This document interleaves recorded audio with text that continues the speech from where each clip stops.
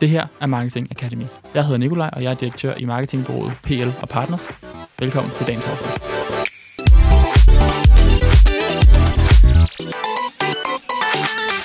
Velkommen til Marketing Academy. I dag der skal vi tale omkring Power og deres imponerende organiske tilstedeværelse, som skaber millioner i omsætning. Og til at tale om det emne, der har jeg Sebastian med. Velkommen til. Tak skal du have. Og jeg har Rasmus med. Velkommen til. Mange tak. Rasmus er som altid med og Head of Product hos PL, arbejder på tværs af vores kunder. Og Sebastian, du er jo marketingchef hos Power. Ja. Og du har fart på, og Power har fart på, især når det kommer til organisk på de sociale medier. Kan vi ikke starte med at fortælle om, hvorfor har I satset så meget på det? Hvorfor har Power satset så meget på sociale medier? Nu skal jeg være farlig at sige her, men jeg vil jo sige en ting, der måske kan være en lille smule skelsættende, hvorfor Power er gået så stærkt ind på sociale medier. Man kan sige, jeg tror, at fremtidens brands bliver nok bygget på sociale medier, hvis du spørger mig.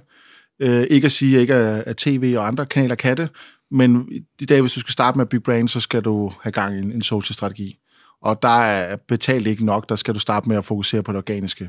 Og derfor har vi over de sidste mange år nu prøvet at bygge os op den vej igennem, og bare ligge på toppen hele tiden. Ikke? Ja. Jeg er jo i en stor forretning, må man sige, og jeg har et marketingbudget, der gør, at de er på mange kanaler og så videre, men alligevel så er det nogle år siden, hvor du var med til at sige, men vi skal altså lave en solid indsats på det organiske, på socialt og bygge nogle tilstedeværelser op. Kan du huske, sådan, hvad var det, der gjorde, at du ligesom så et hul der, og hvilke kanaler valgte du at satse på?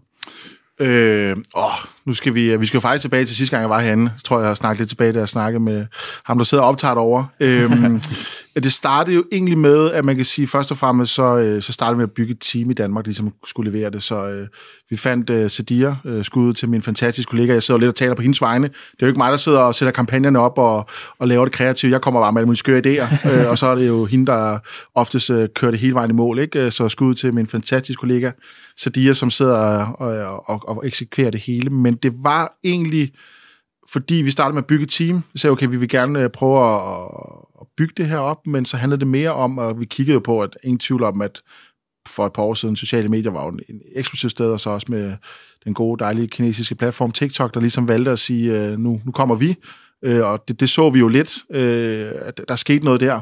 Og så udnyttede vi lidt det momentum, der var der, til ligesom at sige, okay, så nu gør vi det ordentligt, all in, ligesom vi gør på alle andre, vi går og laver, jamen, så bruger vi alle vores kræfter på at lave et solidt håndværk her, som kan være fundamentet på tværs af alle vores sociale kanaler i dag. Det er jo ikke det samme strategi, vi bruger nu i dag, som er den, vi lavede for 3 år siden.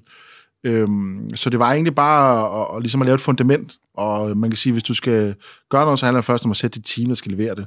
Du kan ikke... Der findes jo rigtig mange dejlige agencies derude, der kan levere og kan sælge dig en stor drøm, og du kan købe dig til kæmpe succes. Men hvis du skal have den virkelig succes, så bliver du også nødt til at have et team, der kan underbygge det, du har for bureauet. Ikke? Så for os så startede med at bygge det der team, der skulle levere det, og det startede med at ansætte en fantastisk medarbejder, der ligesom kunne tage hånd om og lave det fundament. Ikke? Og så bygger vi på det her. Ja, I var jo nogen, i hvert fald, som jeg lød mærke til herhjemme, som virkelig gav gas på TikTok, og var meget aktiv med mange videoer og så videre, der I har nok ikke kunne få så meget inspiration herhjemme fra Danmark, fordi I var nogle af de første ude. Hvordan er jeres tilgang, når I for eksempel organisk går til TikTok? Har I testet lidt af, fået noget traction, investeret lidt mere, eller har I tidligt sagt, nu gør vi det ordentligt, nu sætter vi et team, og så laver vi et sats her? Hvad var sådan en tilgang? Tilgang var 100%. Der var jo ikke nogen blueprint, da vi startede. Vi var jo den eneste elektronikforhandler på det her tidspunkt på TikTok. Der var meget store virksomheder i Danmark, der sådan var på, ikke? Så der var jo ikke rigtig noget, man lige sådan kunne blive inspireret af. Så vi kiggede selvfølgelig mod USA og Kina, for ligesom at prøve at se, hvad der foregår. Og så var det sådan, vi blev nødt til at teste. Så vi kørte test and learn mindset. Vi testede noget, og vi fandt jo ret hurtigt ud af, Power skal jo ikke være dem, vi skal jo ikke stå og danse på TikTok. Det gjorde vi i starten. Og det var super fedt, men det var ligesom ikke det, der var kernen, fandt vi ud af. Så byggede vi bare på, og til sidst så har vi ligesom bygget sådan 4 content-søjler, som vi ligesom siger, okay, det er der, vi skal. Og prøvede også at kigge på, hvad er Power som virksomhed. Okay, jamen vi formidler jo elektronik og hvidevarer til danskerne, til de bedste priser. Hvordan kan vi formidle det i noget organisk content, hvor det ligesom er en tråd til, at du også oplever butikkerne.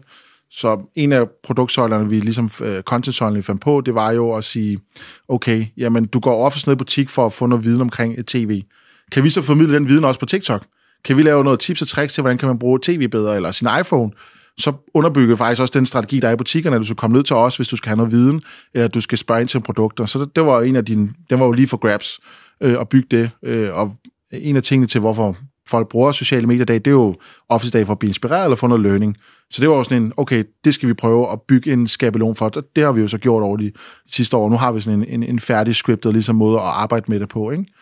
Og det var bare test and learn. Vi prøvede ting, vi testede hooks af, vi gjorde alt muligt, virkelig også noget, der performede helt vildt af helvede til. Og så var det bare sådan, okay, det virker ikke. Videre til næste. Ikke bruge så meget tid på ligesom at fokusere, det var noget lort det der, fordi der er ikke hemmeligt, der er nogle videoer, der man brugt meget tid på og mange timer på at lave, men det var egentlig sådan, okay, hvad kan vi så tage med for de timer? Hvad lærte vi? Okay, det behøver måske ikke at være helt topkvalitet produceret hver gang.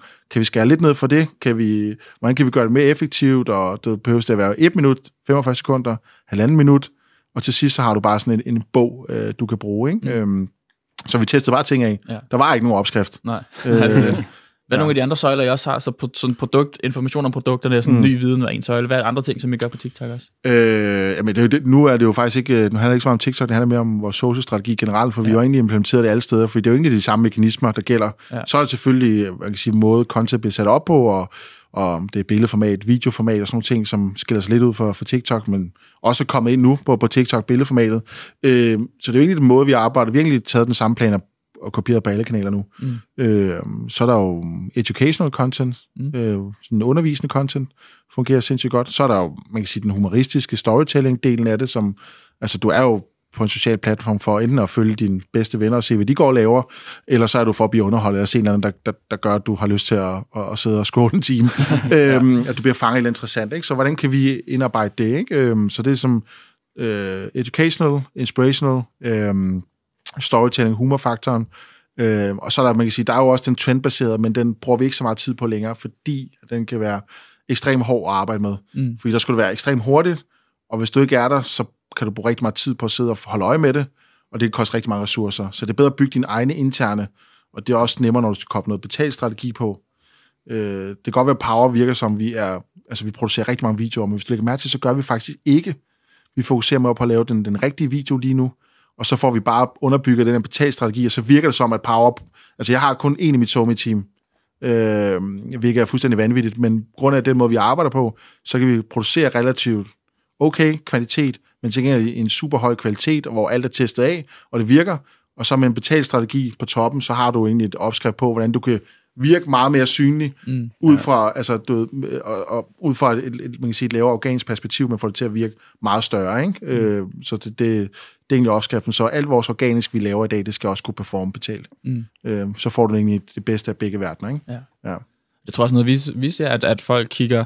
I starten så var det meget med TikTok, meget dansevideoer, det var meget trends, hvad sker der nu, vi skal være med på beat og så videre, og det kan man selvfølgelig godt gøre, det kan man komme en eller anden vis vej med, men noget af det, vi anbefaler mere og mere, det vi ser mere og mere, det er, at man i en langt højere grad siger, hvad er det, vi har på hjerte, hvordan kan det give mening for målgruppen, lave noget, som er mere langsigtet, hvor du reelt bygger noget nyt op, som man ligesom selv kommer ud med, frem for man er afhængig af en eller anden trend, man lige hopper med på. På et eller andet tidspunkt, Sebastian, så skruer jeg op for bluset, og så på det jeres organiske. Jeg ved, det er I selvfølgelig i en milliardforretning, så der er rigtig mange omsætningskilder hos jer, men jeg ved, at sådan, jeres indsats på det organiske, den fik et nyk op, og I begyndte at bruge det sådan meget mere live. I begyndte at få kæmpe netværk af creators på, og begyndte at bruge det til at åbne nye butikker, og seertalsmæssigt kan jo konkurrere, faktisk slå.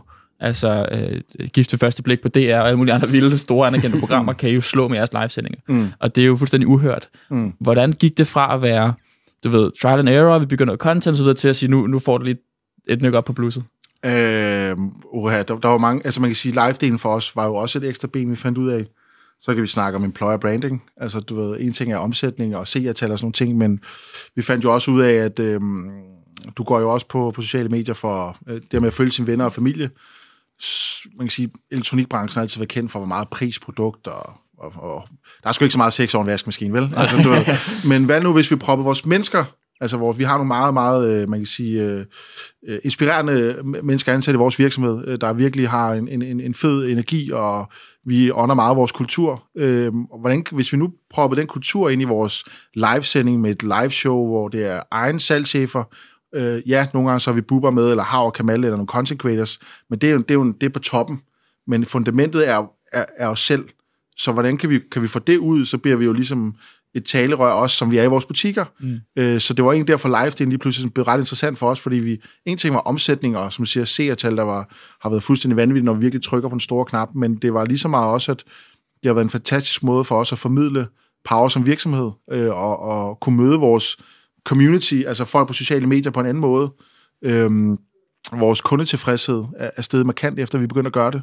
Der er jo ingen hemmelighed, at man kan sige, der på Facebook og TikTok, så kan der jo godt være nogle gange lidt en frisk stemning i kommentarsporet, ikke? Ja. Men efter vi begyndte at sende live og være mere tilgængelige og være mere synlige med de mennesker, og ikke måske gemme os så meget bag i en klassisk tv-reklame og en tilbudsavis, og prøve at sætte os lidt mere frem, jamen, så er vi også blevet mere menneskelige. Og det har jo bare gjort, at, ligesom, at mennesker interagerer bedre med os, mere positivitet, og man kan sige, elektronik- og hvidevarebranchen, varerne rykker så hurtigt og ekstremt konkurrencepræget, så kan man koble den her lille x-faktor på, så får du den rigtig godt. Vi skruede jo bare op, fordi vi kunne se, det virkede. Ja. Og det var der live-delen kom ind, og så har vi jo lavet nogle sindssyge ting med live-delen og testet nogle vanvittige ting af, og nogle er gået rigtig godt, og andre ting er gået mindre godt. Ikke? Men det er jo friheden ved at ligesom at kunne, og jeg har en fantastisk direktør, hvor jeg har nogle utrolig frie rammer, og så nogle gange, så får man lige at vide, okay, det var måske lige kreativt nok, men det er jo kunst i det her, så vi tør gøre nogle store ting, men vi tør også at kigge på, hvad virker, og hvad virker ikke, og så bygger vi på den vej igennem, og hele tiden fine-tuner de ting, vi går og laver. Så det er egentlig bare, hvorfor vi eksploderede, det var, fordi vi turde gøre det. Det var egentlig mindset, at vi sagde, okay, det er jo vanvittigt, og jeg ringer og siger, nu skal vi lave det her Danmarks største jubilæum-casen, som fik ekstremt stor opmærksomhed sidste år, og vi vandt et par priser på den. Men mindsetet var egentlig, at vi gerne ville prøve at gøre noget anderledes i forhold til en kampagne. Kan vi bruge live-delen til at skille os ud? Og det var ikke helt med vilje, men vi skulle booke en scene til at lave de her live-sætning på udfordringen i vores butik. Vi ville prøve at smelte sammen. Vi ville også prøve at sælge billetter og sådan noget. Det var helt vanvittigt, det vi prøvede at lave, og så endte med, det var den der scene for Grøn Koncert, vi har bygget. Så det var lige ude foran Jesper, direktørkontor, ikke? Og der står bare sådan en kæmpe scene, ikke? Og der var nogle elementer på den dag, der gik galt, men fordi vi turde drømme så stort, så blev kampagnen også, altså den blev kun overgået vores Black Friday, og det er maj måned, som ikke er en måned, som er kendt for at være død, men fordi vi turde drømme stort, og ja, så var der nogle enkelte ting, men det er ikke altid forbrugeren lige ser de fejl, det er jo os selv, der finder dem, og ser, okay, det skal vi måske ikke gøre næste gang. Men så blev bare helt aftrykket, blev bare godt, altså død, fordi vi turde og gøre noget anderledes. Det var helt vildt. Kan du ikke prøve, Sebastian, at tage os igennem kampagnen? Altså, hvor opstod ideen, og hvad var det endte med at gøre? Sådan, hvad var det, sådan, det gav jer? Det udspringer sig egentlig bare, at vi havde haft nogle store liveshows. Vi havde et i Ishøj med Hav og Kamal, hvor vi lavede liveshow ind i butikken, mens der var åbning. Det blev den største åbning nogensinde, vi har lavet i hele Norden. Og så tænkte vi, okay, kan vi prøve at gøre det på en national kampagne, i stedet for en lokal kampagne? Og så kan jeg huske for sådan noget, da vi startede med research omkring live shopping, der var vi nede og kigge lidt på Kina, og hvad der foregik dernede. Og der er sådan et billede for sådan en messe, hvor der står sådan 30 kineser med et ringlight, og der sælger varer. Og så sådan op i mit hoved, så var jeg sådan, kan man lave det i et underholdningsformat og proppe det på en scene, og kan vi sælge billetter, og kan vi gøre noget, der sådan skaber en attention, som ikke er set før, og så fordi vi havde så høje seertal, og det var nok også lidt drevet af corona, man var ikke mange folk hjemme, kunne man så prøve at koble det ud i et element, hvor man siger, okay, kan man koble det i en fysisk og en digital kampagne, og så prøve at få alt til at smelte sammen, og lave mere holistisk kampagne, så live-delen var bare et element af kampagnen, men var meget attention-baseret, og skulle løfte sådan, det er noget nyt, det har vi ikke set før, men egentlig smelte det bare alle kampagnerne sammen. Og så skulle live-delen jo bare være det her big bang, der ligesom trykkede på kampagnestarten, og så lancerede vi hele muligheden, og så ringede jeg til vores bureau og sagde, at jeg skal bruge 30 content creators til en kampagne. Og så var han sådan, okay, det bliver en, altså, jeg kan huske Merete, som drev ligesom vores creator-handling dengang. Altså, hun skyder også til hende, hun arbejder dag og nat sådan, for at håndtere 30 creators på en gang, der skal op og sende live på en scene. Og vi havde Kasper Drømme som vært sammen med Simon, vores salgschef, skulle drive showet, og jeg tror, vi ramte på tværs af alle creators og vores livesending på Facebook, på Power og på TikTok. Jeg tror, vi ramte lidt over 500.000 seere, ikke? Der connected på kryds og tværs, ikke? Det var fuldstændig vanvittigt. Og måske også en lidt for stor mundfuld, men det er jo nok også der, hvor så lærer man lidt af det. Men det endte så med at være en eksempel på, hvordan du kan bruge live-delen, sociale medier, koblet sammen med, altså vi havde også tv-spots involveret, der varmede op, du ved, med vores direktør, så det var ikke live-delen og TikTok, der bar kampagnen overhovedet, det var hele det med, at du tager alt, og så hvis du går ind på vores kampagneside på e-com-delen, så var der også elementer taget med, det var det samme visuelle identitet, der var i vores tilbudsavis, så vi havde koblet alt sammen, og smeltet sammen til en holistisk kampagne. Og det jeg tror er sådan den vigtigste learning, når man laver de her social-kampagner i dag, det er, at man ikke bare kun skal se det som social track, men du kan også bruge altså, content-delen, og det er en af dine analoge kampagner. Det kan du faktisk godt smelte sammen, og ikke være så bange for at lade kanalerne møde hinanden, og ikke bare bygge kampagnen i silo, men faktisk bygge det som en enhed. Og det er nok den største learning, vi har over de sidste år. Vi bygger kampagner nu som en enhed. Sociale medier skal være med til at løfte tilbudsavisen. Ja. Tilbudsavisen skal være med til at løfte de sociale medier. Det kan man sagtens i dag. Men det er også hårdt arbejde at få det igennem, men det virker, hvis du gør det. Og tør gøre det. For det er jo den nemme løsning, bare at lave noget content og sige, så kører vi, men kan du få content til også at leve i en tilbudsavis? Hvordan kan du få det til at smelte sammen? Ikke? Det er som opskriften på jeg synes, den der med at, nu har du sagt det bare, men med at ture og gøre det, det er sådan et ord, man skal sætte en streg under, synes jeg, ikke? Fordi det er jo meget det, jeg allerede nu hører dig sige, at det har ligesom været, det er den mentalitet, I har, I godt tør at tage nogle chancer, og som du siger, I går all in, når I gør det, ikke? Og man kan sige, lige i den her kampagne, eller den her case med jeres live, og det her er jo sådan en, der er turneret rundt, hvis man er marketeer, så har man læst alle mulige steder om, og det er jo kæmpe skala, det er nok ikke så mange, der sådan der lige kan kopiere lige den, men jeg synes sagtens, at man kan tage noget med i forhold til det her med at gøre noget anderledes. Altså fordi der er netop det der med, at nu er der AI, altså der vokser frem, og de der ting, og der er, altså man kan godt bruge det til mange ting, men der er sådan en bevægelse, synes jeg, hvor man går hen imod, at man kopierer rigtig meget, hvad andre har lavet. Hvis man går ind på AI og skriver, hvordan laver en marketingstrategi, får en marketingstrategi, der ligner 2 millioner andre virksomheder. Og det kan godt fungere nogle gange, men noget af det, jeg synes, man kan pille ud af det her, som du siger nu, er det der med, at nu er I jo en udfordrer på markedet, og det er jo ikke nogen hemmeligheder, der ligger Elgiganten, som sælger basically de samme ting, som I gør, så I skal jo slå dem på et eller andet. Men så det der med at gøre nogle helt andre ting, og når jeg går væk fra, at det er ikke kun tilbudsavisen, det er ikke kun tv-reklamer, der viser en eller anden vaskemaskine til en eller anden fed pris, men at prøve at aktivere alle mulige andre ting, og netop teste, afsøge, hvordan kan vi gøre noget anderledes, der gør, at vi slår dem, der egentlig sælger det samme.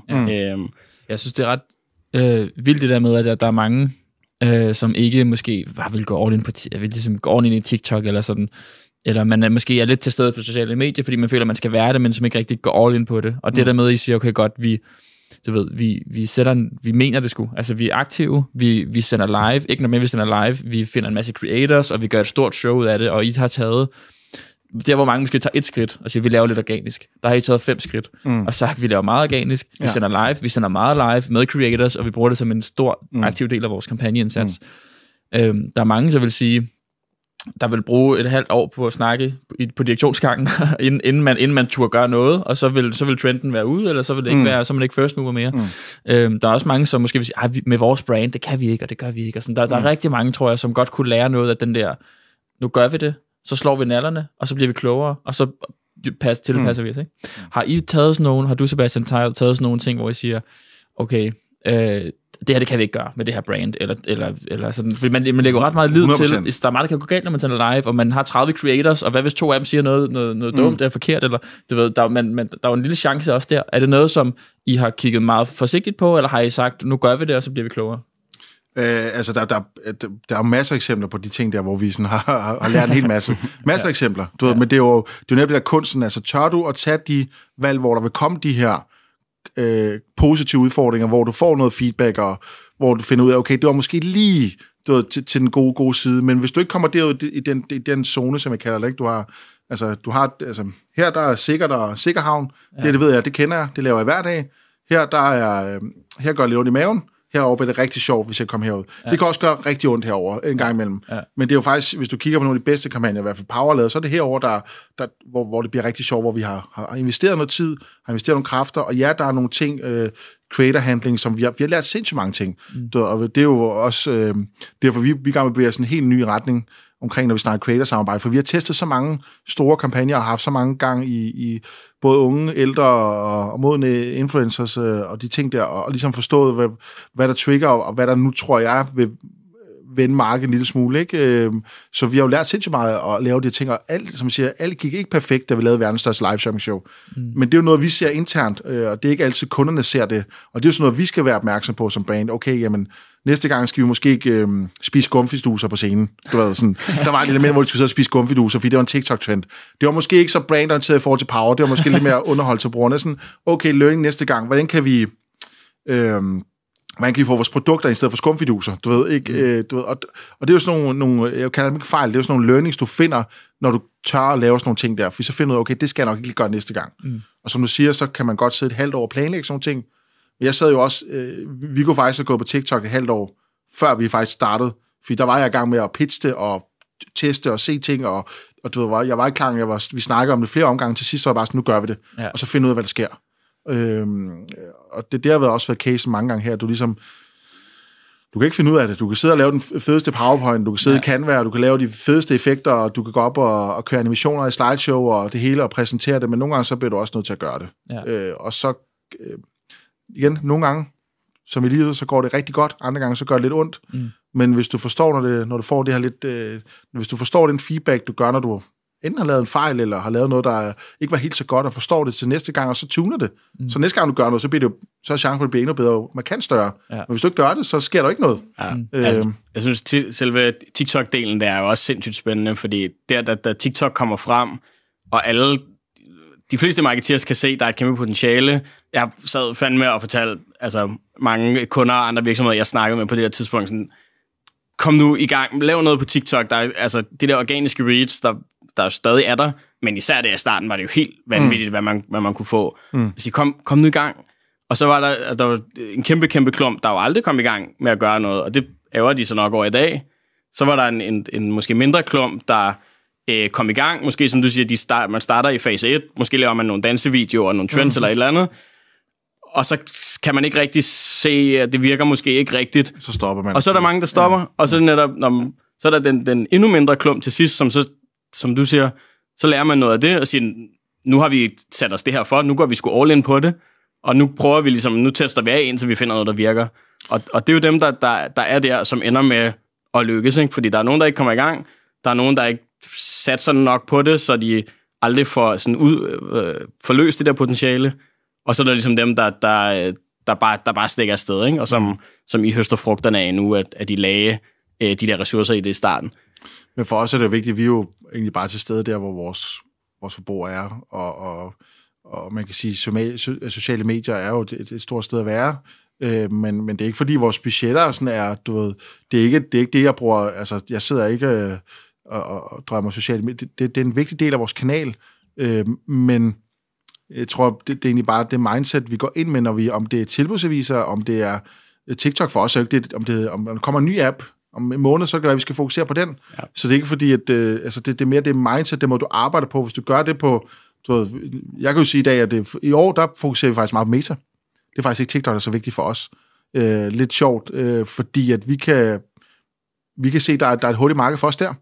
Fordi nu har vi taget nogle af de ting, vi har lært på TikTok som platform, og lave content på. Det kører vi ind på Meta nu, det performer vanvittigt. Altså, fordi der er stadig en helt målgruppe. Altså, folk plus 55, de elsker at købe store fjernsyn og nye hvidevarer. Så i år, så skal vi prøve at teste, at det har vi sagt, nu gør vi mere af det.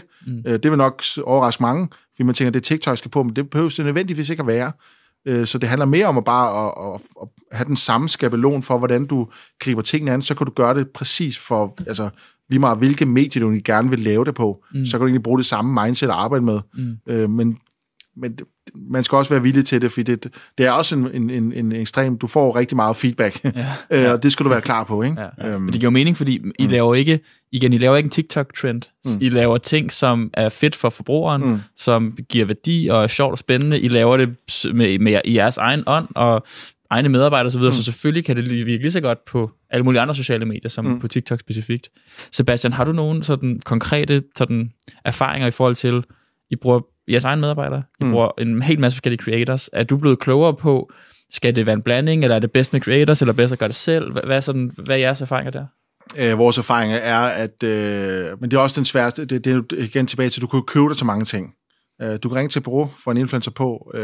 Nu har vi jo arbejdet meget med dem, så vi har nogen, vi arbejder utroligt tæt med, som måske, hvor de forbinder allerede nu Power som brand med den influencer, men det er klart, at den vej, vi kigger på, det er at lave endnu mere in-house. Altså vores egen medarbejdere, vores udvidede team med en content creator, alle de ting der, for det, og så kom det, autenticiteten forsvinder, lige så snart du kobler en influencer på. Det bliver svært at lave den story. Men mindre du har haft et langt, altså jeg arbejder lidt med ordet brandambassadør i fremtiden, for jeg tror, at influencer-delen bliver hård at arbejde med, fordi der er så mange af dem nu, så det bliver svært at skille sig ud. Så skal man hellere, altså nu har vi jo haft nogle fantastiske samarbejder med Bubber her over de sidste mange år, og senest også Hav Kamal, hvor vi har bygget en rigtig god storytelling. Så der er en historie nu, men det er rigtig svært at lave de her one-off-kampagner, hvor du kan godt få noget midlertidigt salg her nu, og noget hurtig branding, men hvis du skal have langsigtet, så vil jeg sige, at man skal satse på det internt. Ja. Og det er også den kultur, der er forskel på at købe en vært til et liveshow, end at det er en egen salgschef, som har været med til at scout det her produkt fra det her. Han har været i Korea og set det tv hos Samsung præsenteret under produktudviklingen, har været med til at give feedback til, at det kommer på vores centrallærer, til at han har undervist medarbejderne, til at han så står på Power TV live og præsenterer det for kunderne. Det kan du ikke købe. Altså, det kan man ikke. Så det er at finde en balance. Vi har skåret en del ned på creator-samarbejdet for i år. Strategien, det kan godt være ærlig omkring, for at fokusere på nogle udvalgte brandambassadører, der skal bygges en længere historie med, og så koble vores egne medarbejdere på, og så prøve at koble vores egne medarbejdere sammen med de her brandambassadører. Så når vi har jo en storyline på vores Power TV Live, hvor det er vores salgschefer Simon og Anders, der er sammen med Bubber, der er altid en story til. Den måde kan du bruge det på, men det kan du ikke bare lave som one-off. Det er noget, der skal bygges over længere tid. Og det er også en lidt mere hårdere vej, så det er i hvert fald lidt rigtigt for Power. Det kan godt være for andre virksomheder, så det kommer også an, hvad produkter du sælger. Det er jo så forskelligt, men vi tror på, at det er den rigtige vej at gå nu, det er at blive lidt mere langsigtet og komme tættere på de influencer, creators, brandambassadører, du nu har koblet til en virksomhed, prøve at lave noget tættere relation, lidt mere langsigtet, fordi vi ser også en tendens til, at folk, når de ser noget, der bare ligner en reklame, så er de væk, ikke? Så man skal virkelig være dygtig, altså i dag, også med en udvikling, sociale medier er på nu, så skal man virkelig være dygtig til at lave noget, der er autentisk og humoristisk og native, og du ved, og det kan være svært, hvis man bare laver den her ringer til bruger, så jeg skal bruge 5 influencers, der kan promovere det her. Det kan godt blive lidt for betalt, ikke? Det synes jeg også, vi ser mere og mere, at når vi anbefaler, at man finder ligesom nogle få personer, man igen og igen kan bygge content op omkring. Det kan være en fast tilkoblet skuespiller, det kan være en fast influencer, det kan være en medarbejder, det kan være men få faste profiler, som man bliver ved at bruge, bliver ved at eksperimentere med, fordi de bliver jo så skarpere på kameraet, man bliver klogere på, hvad der virker, man får nogle flere indsigter, og man ved, kvaliteten af indholdet bliver noget bedre, hvis man lige bruger de første 3 til 6 måneder på ligesom at få folk gjort vant til det, ikke? 100%. Altså, men jeg synes også, det er vigtigt at sige, det er jo klart, at det er også, hvis du sidder i en virksomhed, der er 3 mand, så kan det godt være, det er rigtigt at bygge på med nogle influencer. Så kan det være, at man bygger sit team ud på et tidspunkt. Så det er jo meget i, hvor står man henne? Hvad er det for en situation, man har? Power-situationen, det er, at vi står det sted, hvor hvis vi skal bygge på, så er det den rejse, der for os er vigtig nu, ikke? Så det er jo meget at sige, hvad er det for et team, du har? Hvad er det for mennesker, der sidder med det? Hvad er det for et bureau, du har? Altså, hvad er det for mennesker, der rådgiver dig? Hvad er deres kompetencer? Hvis de er gode til at lave hurtige kampagner, der performer her nu, jamen, så er det måske også det, men hvis du har et bureau, der er rigtig dygtig til at skabe noget langsigtet, jamen, så er det jo også, hvad er det for mennesker, der skal løse opgaven. Så men for Powers vedkommende, så tror vi på at bygge nogle lidt mere længerevarende, langsigtede synergier mellem de mennesker, der ligesom repræsenterer Powers som brand, og derfor er interne medarbejdere de allervigtigste. Så kan du også koble den vigtigste del af, som det er jo det med at skabe arbejdskraft, altså employer branding, som er lige så vigtigt delspor, hvorfor Power er på sociale medier. Det er jo fordi de mennesker, der skal arbejde, eller arbejder for os i dag, de er der til stede, så derfor er det vigtigt, at vi er der. Ja.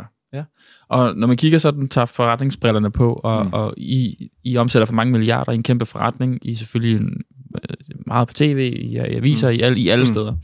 Og du har et eller andet marketingbudget, som du skal ligesom forsvare. Det skal generere så meget omsætning som muligt. Hvordan måler effekten? Altså ser I på sociale medier i det hele taget, især organisk, som en omsætningskanal, eller ser I det som en investering i brand og employer branding, eller hvordan sådan, måler du effekten af det, I laver nu? Det er jo et fantastisk spørgsmål. Der findes jo så meget data på det her, ikke? Og jeg tror, at man skal have tungen i munden, og så nogle gange lige også mærke lidt efter i maven. Hvad siger de mavefornemmelse? Er det her godt? Altså, du ved, fordi man kan godt blive lidt blind af konverteringsrater og CPC-priser og CPM-priser og alt muligt. Men når du til familiefødselsdag plejer det, eller du er til et arrangement, hvad siger folk derude? Altså, det er altid en god måde at tage sine sociale medier af på. Hvis du kommer til et arrangement, hvor du kender måske en af dem, og andre dem har aldrig mødt før, og så du introducerer oftest hvad laver du til hverdag? Jamen, jeg arbejder for Power, eller jeg arbejder for en eller anden brand. Så hvis man lige, der kan man altid hurtigt teste af, om i hvert fald den sociale strategi virker, for hvis den virker, så kommer de til at sige et eller andet, de har set på sociale medier. Altså, så har de set en eller anden video, hvis du er god på sociale medier, så har de set et eller andet, okay, den der I lavede med Hav og Kamal, det var fucking grineren. Ja. Så der er, så branding, check. Det er der. Man kan sige, det er ikke fordi sociale medier for os er en kæmpe salgsmaskine. Jo, på live-delen, der er det med til at underbygge det, men det er fordi, vi ser jo sociale medier som alle kanaler for os hænger sammen i dag. Vi prøver at bygge alle røde tråde mellem sociale medier, CRM, så vi har jo, altså vores CRM-kampagner nogle gange er jo med video og bygget op med det, vi bruger på sociale medier og de samme mennesker i nyhedsbrev, så det er jo mere som en helhed i dag, så det er med bare at sige, okay, vi skal have det her salg for sociale medier, nej. Vi skal have det her for CRM, nej. Det alle sammen skal ende op i én kampagne, og så skal vi nå vores budgetter. Men specifikt sociale medier for os er selvfølgelig branding, employer branding, der er selvfølgelig salg, det er ikke det, der er primus motoren. Sociale medier er blevet ekstremt, da vi startede, var det ikke så stærkt for os at sælge på, men det er blevet ekstremt herovre de sidste par år, blevet en kæmpe salgskanal på nogle parametre. Men det er ikke det, der er allervigtigst for os. Fordi i sidste ende, hvis du laver noget god social medie-content, så på sidste ende, så ender det jo faktisk i salg. Ja. Så det er jo også svært at tracke på TikTok. Lad os så sige, der er en, der ikke har et dankort endnu. En person på TikTok, der har set noget fedt content for din virksomhed. Det er jo en målgruppe, der ønsker sig noget i fødselsdagsgaver og julegaver. Hvordan tracker du det? Altså, hvordan tracker du en, der ønsker sig noget? Men hvis du har så inspireret dem, fordi du er god til at lave tips og tricks omkring, hvordan du skal bruge din gamermus, og så den her person selvfølgelig siger, når jeg skal så ønske mig en gamermus i julegave, så skal jeg have den her Scepter gamermus, der kun findes i Power. Ja. Du ønskeliste check. Ja. Så har du lavet noget salg på den content, men det er jo rigtig svært at tracke, fordi du ved, så i sidste ende, så er det jo alt, for vores vedkommende handler alt om salg jo. Ja. Vi er jo en salgsvirksomhed, vi skal levere nogle resultater, og vi skal sælge nogle varer. Og det er jo en af den måde, vi tracker på det sidste ende. Og så kan vi kigger jo altid på, når vi laver noget content, i forbindelse med en kampagne, der skal lave noget, hvis der skal betale på, så kigger vi selvfølgelig, hvad betaler vi for at få visninger, hvad er konverteringsraten, og der har vi jo benchmark mod alt på de bedste kampagner, noget af det der dårligst, men vi husker altid på nogle gange sidste ende, hvad er det at kigge på, hvad er kampagnens formål, ikke? Og det tror jeg er det vigtigste. Ja. Og der har vi jo en masse forskellige strategier på de forskellige kanaler. Ja. Men i sidste ende skal de gerne ende ud med, at der kommer en kunde i Power, eller der er en medarbejder, en potentiel medarbejder, der sender en ansøgning, synes Power er en fed virksomhed. Ja. Jeg kan virkelig godt lide, at de er så forbrugerfokuseret, altså modtagerfokuseret. Altså I er jo sindssygt sådan feedback-obsessed. Altså I virkelig sådan selvkritiske, I prøver ting af, I samler feedback, reflekterer over, hvad der virker. I er meget på forbrugerens præmisser, hvor er de henne, hvad er vigtigt for forbrugeren, og hvordan kan vi ligesom imødekomme det. Og så når man har det sådan meget kvalitativ indsigt, det kan jeg godt forstå, det vægter rigtig højt. Og når man så samtidig har en meget holistisk tilgang, og siger, det er ikke bare TV skal generere det her, TikTok det her, Facebook det her osv., men at man siger, hvordan bygger vi det hele sammen, hvordan laver vi noget stort, noget fedt, der hænger sammen på tværs, som er baseret på, hvad vi ved, forbrugeren synes er spændende og indsigtsrigt. Det tror jeg er nogle rigtig gode præmisser for at drive sin markedsføring, som jeg tror rigtig mange kan lære noget derhjemme. I stedet for, at man prøver at dele det meget op, og hvor mange penge laver vi her, hvad gav det igen, og så videre. Prøv at tænke tingene sammen, og tænke det lidt større. Det tror jeg sådan, at der er rigtig mange, der kan lære. Selvfølgelig måler vi på effekt, det er ikke det at sige. Men nogle gange skal man lige trække sig ud og kigge på sådan helheden, du ved, af kampagnen, fordi det er sådan, så kan man godt blive lidt blind af alle de data, specielt som marketingchef i dag, eller hvis man arbejder med markedsføring, så sådan, der er så mange kanaler. Du skal virkelig, tungen lige i munden, ikke? Når du skal have data samlet ind for alt, og tage nogle beslutninger ud fra det, ikke? Så du skal virkelig være ekstremt dygtig, og så også nogle gange stole på de mavefornemmelser og sige, okay, jeg kan mærke det her, det er det rigtige, ikke? Fordi man kan sige, TikTok-data i starten var jo ikke der var jo ikke noget data underbygget, at det ville være en salgsmaskine, men det er det jo blevet for os, og så vi begyndt at lave nogle rigtig fine salgskampagner også. Så det er sådan, man skal nogle gange lige holde tungen lige i munden, ikke? Og kigge også på med de lange briller. Ja, klart.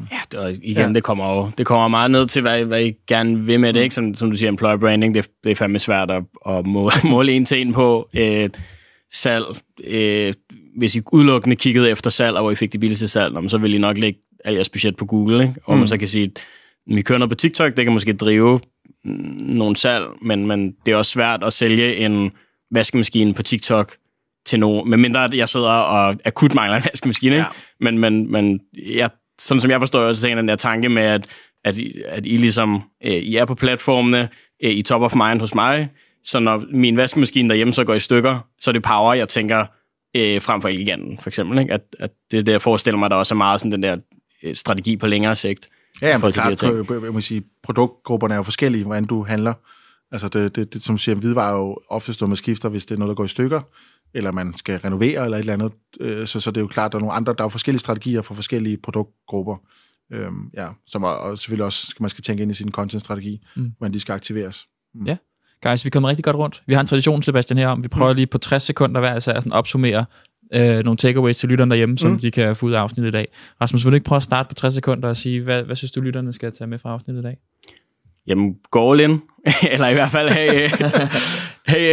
altså power mindsetet, synes jeg er meget inspirerende, at prøve at gøre nogle ting anderledes, og når man så rent faktisk går i gang med det, om det så er en ny kanal, eller en ny kampagne, eller hvad det ellers kunne være, at man ikke nødvendigvis giver op efter den første uge, hvor det ikke lige giver de resultater, man vil, men at man tror på det, og man ligesom arbejder på at løbende optimere det, indtil det fungerer. Ja, Sebastian, på 60 sekunder. På 60 sekunder. Jeg tror egentlig, nu er det jo selvfølgelig med fokus på sociale medier, men jeg tror, det handler mere om at se, når du laver de her kampagner, se det som en helhed. Altså prøv nu at få alle med i organisationen. Jeg hører mange steder det der med, at jeg har problemer med at komme igennem til e-com-teamet, eller salgsteamet og sådan nogle ting. Så når vi laver kampagner, så sidder vi alle sammen et rundebord. Der sidder e-com, der sidder direktionen, der sidder salgsafdelingen. Vi sidder alle sammen og ligesom at lave kampagnen. Og det gør jo bare, at altså aftrykket, det holistiske perspektiv, dine sociale medier performer bare bedre, fordi så vil de også være en del af det. Så, altså, vi har jo salgschefer, der kommer ind til os i marketing, og siger, jeg vil på TikTok i morgen. Kan vi fikse det? Det er jo drømmen. Ja. At altså vores salgsben tænker marketing. Det er rigtig svært, men det tager tid.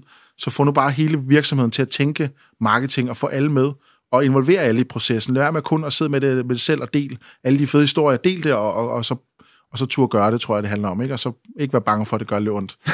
Så det skal nok løse sig. Ja. Altså de bedste kampagner er der, hvor du vågner op om morgenen, og du tænker, det kan blive en vild dag, eller så kan det blive en rigtig farlig dag. Ikke? Det er de bedste kampagner. Så bare turde gøre det.